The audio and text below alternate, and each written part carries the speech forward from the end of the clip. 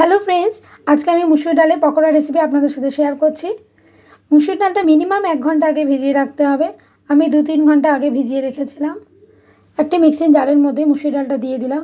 মুসুর ডালটা খুব একটা মিহি করলে ভালো লাগবে না খেতে, একটু দানা দানা থাকলে খেতে ভালো লাগবে। এবার আমি স্বাদ অনুসারে লবণ দিয়ে দিলাম, একটু হলুদ দিয়ে দিলাম, আর অল্প একটু কালো জিরা দিয়ে দিলাম। এখানে আমি 2টো মিডিয়াম সাইজের পেঁয়াজ কুচি করে নিয়েছি, কাঁচা লঙ্কা কুচি দিয়ে দিলাম। দিয়ে ভালো করে এটাকে আমি এবার মেখে নেব। কড়াইতে রিফাইন্ড অয়েল দিয়ে দিলাম, দিয়ে এবার একটা একটা করে আমি ভেজে নেব।